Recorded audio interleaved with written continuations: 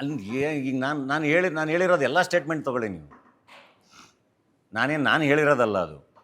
ಬಡವ್ರ ಮಕ್ಕಳು ಬೆಳಿಬೇಕು ಅಂತ ಹೇಳಿರೋದನ್ನು ಬೇರೆ ಬೇರೆ ರೂಪದಲ್ಲಿ ಬಹಳ ಜನ ಹೇಳಿದ್ದಾರೆ, ಆಯಿತಾ. ಅದರಲ್ಲಿ ಏನಾದರೂ ಸಮಸ್ಯೆ ಕಾಣುತ್ತಾ? ಇಲ್ಲ. ನಾನು ಹ್ಯೂಮನ್ ಆಗೇ ಮಾತಾಡಿರ್ತೀನಿ, ಆಯಿತಾ. ನಾನು ನಿರಂಕುಶ ಮತಿಗಳಾಗಿನ್ನೋದನ್ನು ನಾನು ಎಡ್ಬುಷ್ ಟೈಮಲ್ಲಿ ಅದು ಕುವೆಂಪು ಅವ್ರು ಹೇಳಿರೋದನ್ನು ಓಪನ್ ಏರ್ ಥಿಯೇಟ್ರಲ್ಲಿ ಅದನ್ನು ನೆನಪಿಸಿದ್ದಷ್ಟೇ. ನಾನು ಇಂಡಿಪೆಂಡೆಂಟ್ ಥಾಟ್ ಪ್ರೊಸೆಸ್ ಬೆಳೆಸ್ಕೊಳ್ಳಿ ಅಂತ.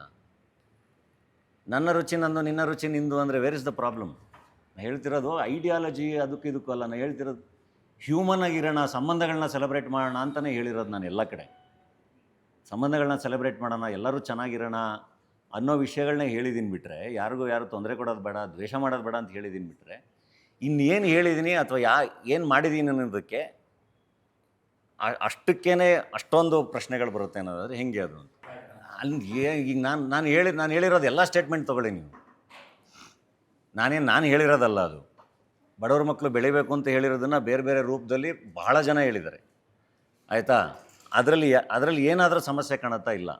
ನಾನು ಹ್ಯೂಮನ್ ಆಗೇ ಮಾತಾಡಿರ್ತೀನಿ, ಆಯಿತಾ. ನಾನು ನಿರಂಕುಶ ಮತಿಗಳಾಗಿನ್ನೋದನ್ನು ನಾನು ಎಡ್ಬುಷ್ ಟೈಮಲ್ಲಿ ಅದು ಕುವೆಂಪು ಅವ್ರು ಹೇಳಿರೋದನ್ನು ಓಪನ್ ಏರ್ ಥಿಯೇಟ್ರಲ್ಲಿ ಅದನ್ನು ನೆನಪಿಸಿದ್ದಷ್ಟೇ. ನಾನು ಇಂಡಿಪೆಂಡೆಂಟ್ ಥಾಟ್ ಪ್ರೊಸೆಸ್ ಬೆಳೆಸ್ಕೊಳ್ಳಿ ಅಂತ. ನನ್ನ ರುಚಿ ನಂದು, ನಿನ್ನ ರುಚಿ ನಿಂದು ಅಂದರೆ ವೇರ್ ಇಸ್ ದ ಪ್ರಾಬ್ಲಮ್? ನಾನು ಹೇಳ್ತಿರೋದು ಐಡಿಯಾಲಜಿ ಇದಕ್ಕೂ ಅಲ್ಲ. ನಾನು ಹೇಳ್ತಿರೋದು ಹ್ಯೂಮನ್ ಆಗಿರೋಣ, ಸಂಬಂಧಗಳನ್ನ ಸೆಲೆಬ್ರೇಟ್ ಮಾಡೋಣ ಅಂತಲೇ ಹೇಳಿರೋದು ನಾನು ಎಲ್ಲ ಕಡೆ. ಸಂಬಂಧಗಳನ್ನ ಸೆಲೆಬ್ರೇಟ್ ಮಾಡೋಣ, ಎಲ್ಲರೂ ಚೆನ್ನಾಗಿರೋಣ ಅನ್ನೋ ವಿಷಯಗಳನ್ನೇ ಹೇಳಿದ್ದೀನಿ ಬಿಟ್ಟರೆ, ಯಾರು ತೊಂದರೆ ಕೊಡೋದು ಬೇಡ, ದ್ವೇಷ ಮಾಡೋದು ಬೇಡ ಅಂತ ಹೇಳಿದ್ದೀನಿ ಬಿಟ್ಟರೆ, ಇನ್ನೇನು ಹೇಳಿದ್ದೀನಿ ಅಥವಾ ಏನು ಮಾಡಿದ್ದೀನಿ ಅನ್ನೋದಕ್ಕೆ ಅಷ್ಟಕ್ಕೇ ಅಷ್ಟೊಂದು ಪ್ರಶ್ನೆಗಳು ಬರುತ್ತೆ ಅನ್ನೋದಾದರೆ ಹೆಂಗೆ ಅದು ಅಂತ.